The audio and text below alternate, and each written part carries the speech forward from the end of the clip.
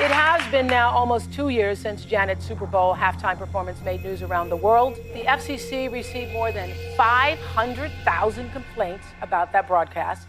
CBS was fined $550,000, and then the NFL was asked to refund the $10 million that they had been given to the halftime show sponsor.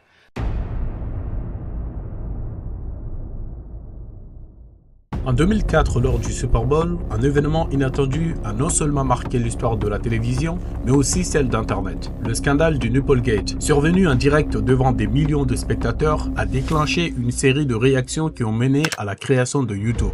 Ce moment controversé à la croisée du sport, de la culture et de la technologie a transformé à jamais notre manière de consommer et de partager du contenu.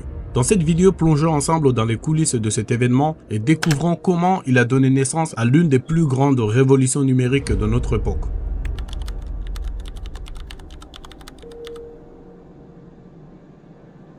Avant de plonger dans cette incroyable histoire, il faut comprendre ce qu'était le Super Bowl au début des années 2000. Depuis sa création en 1967, le Super Bowl est devenu l'événement sportif le plus regardé aux États-Unis. C'est la finale du championnat de football américain, un sport qui rassemble des millions de spectateurs dans les stades et devant leurs écrans. Pourtant, pendant des décennies, la mi-temps était loin d'être les spectacles impressionnants que nous connaissons aujourd'hui. Jusqu'aux années 90, les organisateurs se contentaient de programmes de fanfares universitaires, des majorettes et quelques performances locales pour meubler les 15 minutes entre les deux moitiés du match. Rien d'exceptionnel, rien qui ne donnait envie aux spectateurs de rester devant leur télévision. La rupture survient en 1993. Cette année-là, la NFL prend une décision historique. Elle invite Michael Jackson à performer pendant la mi-temps. Ce qui suit est légendaire. L'apparition iconique de Michael Jackson, immobile sur scène pendant 2 minutes avant de lancer ce medley mythique. Pour la première fois, la mi-temps devient un événement à part entière. L'impact est colossal. Les chiffres explosent et la NFL comprend qu'elle tient là une énorme opportunité. Transformer la mi-temps en un véritable show mondial. Les années qui suivent voient se succéder des artistes emblématiques comme Diana Ross, U2, Prince et bien d'autres. Chaque édition repousse les limites de la performance live avec des effets spéciaux de chorégraphie gigantesque et une organisation titanesque.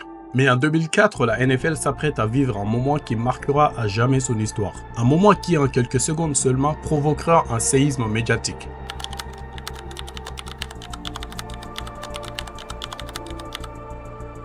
Le 1er février 2004, la finale du Super Bowl 38 se tient au Reliance Stadium de Houston, au Texas. Comme chaque année, des millions de spectateurs à travers le monde attendent impatiemment l'événement et surtout le show de la mi-temps. Cette année-là, la NFL programme un spectacle grandiose avec Janet Jackson. À l'époque, l'une des stars les plus influentes de la pop, et Justin Timberlake, jeune star montante fraîchement lancée en solo après son passage dans le boys band NSYNC. Tout est minutieusement répété, chorégraphié, orchestré pour offrir un show sans fausse note. Le spectacle commence en fanfare. Janet Jackson enchaîne ses plus grands tubes, accompagné des danseurs et d'une mise en scène spectaculaire. Puis arrive Justin Timberlake qui la rejoint pour interpréter Rock Your Body. Tout semble parfaitement contrôlé jusqu'à 7 notes fatidiques. Sur les paroles Gonna Have You Naked by the End of This Song, Justin Timberlake s'approche de Janet Jackson. En un geste, il arrache une partie de son bustier. Pendant une fraction de seconde, exactement 9/16 de seconde, le sang droit de Janet Jackson apparaît à l'écran, ornementé d'un bijou en forme d'étoile métallique. Le moment est bref. Tellement bref que beaucoup de spectateurs ne réalisent pas immédiatement ce qui vient de se passer. Mais pour d'autres, l'événement est immédiatement perçu. En quelques minutes, les réseaux de télévision, les médias et surtout l'Amérique puritaine s'embrassent.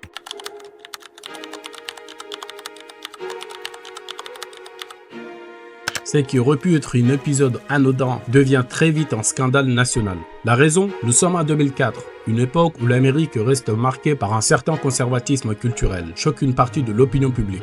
La FCC, l'organisation chargée de réguler les contenus audiovisuels aux États-Unis, est submergée par des plaintes. En l'espace de quelques jours, elle en reçoit plus de 500 000, un chiffre sans précédent dans l'histoire de la télévision. Les médias surnomment l'affaire le Nipplegate, un jeu de mots faisant référence au scandale Watergate qui avait secoué les États-Unis dans les années 70. Partout, on ne parle que de ça. Les journaux, les émissions de télévision et les talk shows débattent sans relâche. An accident or planned? Now our never-before-seen Super Bowl footage has the answer. And coming up, the Janet Super Bowl video. Did she plan to expose herself? The answer is on the way.